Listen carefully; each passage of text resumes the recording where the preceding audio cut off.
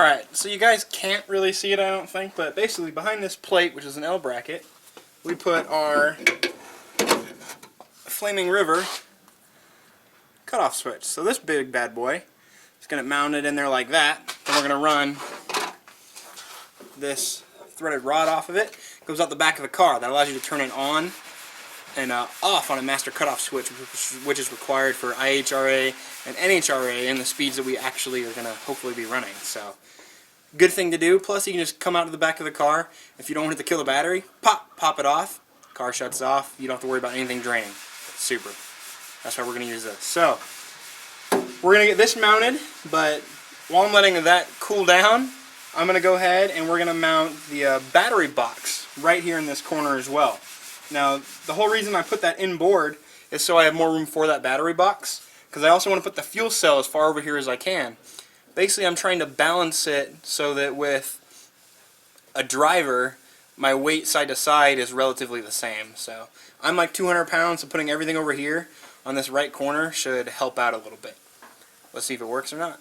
So this is our battery box. Fairly simple. My main goal with it, though, is to allow the trunk to close.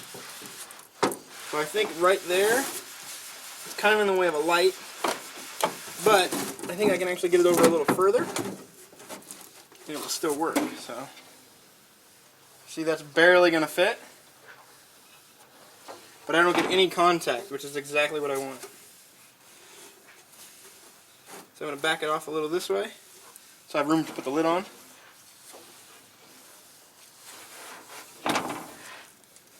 Slam it right up against it, and we should be good. So let's put the lid on to double check over our spacing.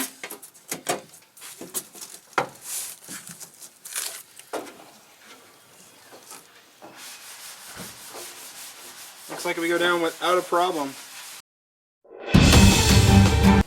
Okay, so first thing first, threaded rod. Just putting a nut on it. Okay, so I'll leave the painted end going up.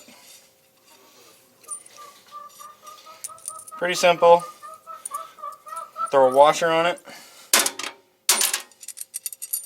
Okay, and you're just going to slide it down through the hole.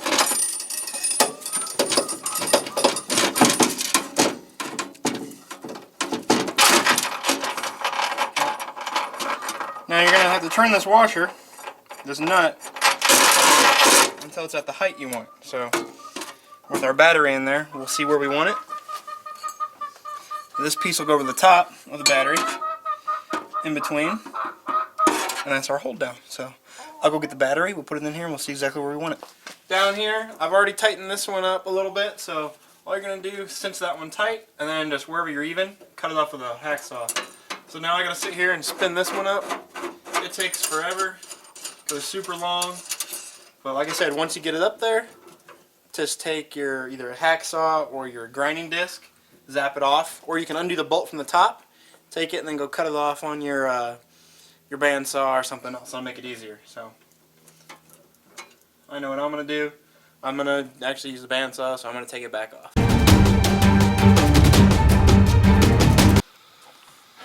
Okay, so we cut those two off, welding them up so that they're not really going to come off, right?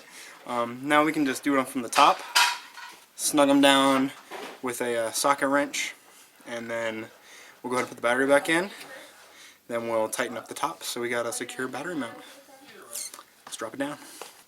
So you guys are going to laugh, right? So I put these an inch below the top when actually what I wanted was about an inch above.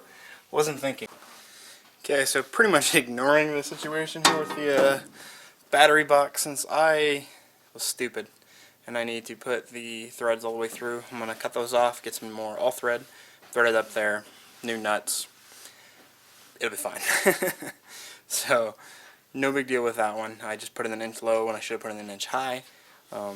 New all thread, no big deal. Well, that was an interesting day. We didn't really get all that much done, but hey, I ended up getting some more all thread, and I'll show you guys that in the next video, and you know, we got it figured out. So I'm still chomping away at everything, little by little. It's getting cold here now, so videos might be a little further apart, but hang with me. Make sure you guys check out the forum, www.auto-mafia.com, and stay up to date with all the cool builds on there. So I'll see you next time. Make sure to check out Bronx ZHP right here beside me, and check out the next episode.